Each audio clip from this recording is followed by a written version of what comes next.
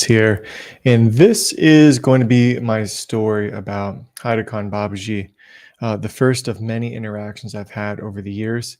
But this was the story in which how he awoke in me, if you will.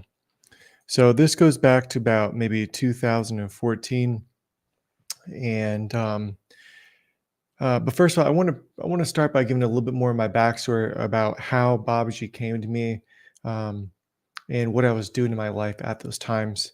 So, this is my account, my experiences in relationship with the Master of Masters, the Eternal One, the Mahavatar Babaji from the autobiography of the yogi from Yogananda. And this was his latest incarnation, which was from 1970 to about 1984, Valentine's Day, which is coming up, the anniversary in a week or so. So, um, my story, a little bit about my backstory, what I was doing at that time. So, in my early 20s, I learned how to lucid dream and I got really proficient at it. I got really good. I was having multiple lucid dreams a week, and this happened for many years. And I learned a lot about the dynamics of being conscious in the dream space, how to control your dreams, how to understand the wisdom that was coming from those dreams, and so forth and so forth. And then that happened for a long time until I was 29 and I had an out of body experience. And I always claim this was my spiritual awakening. This was how I awoke to the greater perception of the world, of the spiritual. And this really started my journey. So during that time frame, um, everything changes. When you have a true spiritual awakening, everything changes. Everything becomes more sensitive. You have this inner knowing, you know that the world you live in is not all there is. And yeah, so I kept going with that spiritual awakening. I had a Kundalini awakening, a spontaneous rising, uh, just this secure knowing of the process of evolution that was occurring within me. I began meditating all the time. I got really good at meditating and understanding where to place your focus, how to open up the third eye to release that powerful energy from the pineal gland, work its way through you. So I really started to dabble in some deep wisdom of meditation and spiritual transformation. I also began healing work. I started energy healing, working with hundreds of people at that time, teaching events, going to shows, holistic shows, working with, a few dozen people in a weekend, just gaining so much spiritual experience within those 5 years before I met Babaji. So had my spiritual awakening in 2014, and maybe about 5 years is when Babaji came to me. And what happened was I was on YouTube searching for mantra videos, and I was looking up Om Namah Shivaya videos.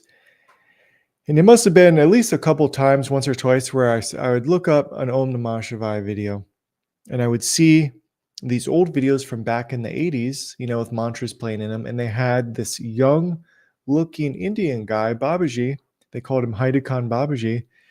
And he had all these followers and he looked so young. And I was like, man, who is this guy who looks very young, probably the same age as I was at that time, about 35 or 36, maybe 34. And it's like, who is this guy? And he has this immense following. Uh, and maybe, as I said, the second or third time of watching a video with the old recordings, I hit pause on the video and I wanted to actually connect to the picture, connect to the energy of whoever this person was.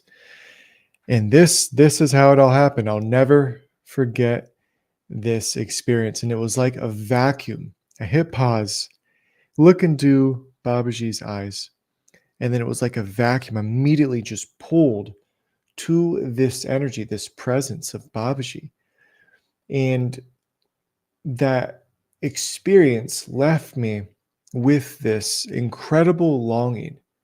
So I'm staring at the picture, kind of in meditation, and then boom, I feel this incredible longing like it's this long lost loved one who I hadn't seen in Lord knows how many years. And that this feeling of like, oh my gosh, I have to be with this individual where, and it's funny because I didn't even know who this person was.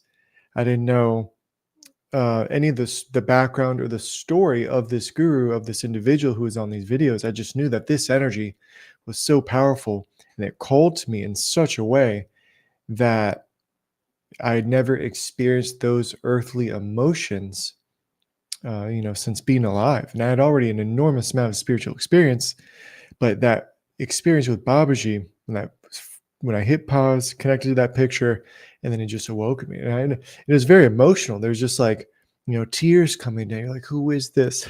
Who is this person? I need to know them. I need to know more about them. And that it was like the tiniest spark of his divine energy just awoke in me. Like as if I was this sponge that had been lying out in the desert for decades or ages or, however many years. And then the tiniest drop of water coming into and the sponge is just desperate for more of that moisture. That's what Babaji's energy does when you truly feel his power. It is a feeling that you'll never forget. So I wanted to get this experience deeper. I go upstairs to meditate. I got off my computer. I go upstairs to meditate, and I sit down, and Babaji's presence is with me. Um, and the thing I remember most is I was sitting there, and I felt his spiritual presence. And it was rarely had I ever felt a spiritual presence that was that close. It was just as if they were in the room standing right next to you, except they weren't standing. It was their whole presence just encapsulating your whole entire body and field. And I'm just basking in the awe of this presence. And then another huge, huge, huge cathartic release. I felt Babaji reach out in front of my heart, maybe a good 2 feet or so, and it just felt like a fire hydrant. Just you wrenched open a bolt, and just all of this energy just blasting out. This powerful cathartic release. And I halfway don't even know what's happening because I didn't really know anything about Babaji at that time. All I know that what I did know is that that energy and that presence was in the most incredible service that you could be in, because you always know when an energy is in service to you versus trying to get something from you. So I felt that energy. I had that release. And now this was the miraculous experience that Babaji left me with. And this was so powerful. This was so miraculous. It's invaluable. The value is immeasurable, what he left me with, especially anyone on the spiritual path. And so as I was sitting there after I had the cathartic release, I'm calm. My mind is completely still. I'm under the beautiful guidance and presence of his energy. And it felt like Babaji was at my temples and just slowly pulling from my temples. And I felt this space gather as if something's being pulled apart. And then I began to realize that my ego was being pulled and dissolved millimeter by millimeter. And Babaji kept pulling and pulling. And I felt the dissolution, the ego going into oblivion. It felt like a death. It felt like there was a part of me that was about to die.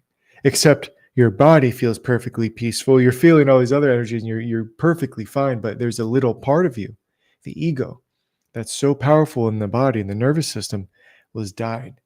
And it was a very, very, it felt like life and death experience. And it felt like that piece of you was dying. And I was like, oh my gosh, it was pretty slightly terrifying. Because I'd never experienced the ego dying like that in any meditation I had ever had. And that happens to a lot of people when they have a spiritual awakening. Their ego is still very, very strong within their body, within their energy field. They don't recognize it. You can still feel and have very powerful spiritual experiences while still having and maintaining an ego. That's another lesson that Babaji showed me in that experience, is that all those other experiences, that ego is still resting. It's still nestled within your system. And it takes a very precise placement and guidance of self-awareness to actually dissolve your own ego. So yeah, Babaji pulled my ego completely off my body, and I stopped the meditation because, as I said, it was terrifying. I felt like I was going to die. And that experience gave me a template. It gave me something to remember, that I got to feel what it feels like to not have an ego. And so you sit down in meditation, you can almost like reverse engineer that whole experience and say, okay, if that was my ego dying or dissolving, this must be what my ego is attached to within the realms of my focus and my attention. So you ever so slowly began to like understand, you know, when you have random feelings and emotions or thoughts, like, oh, that's just ego. And there's something pure, there's a presence behind all of it that doesn't have that reactionary quality that the ego does.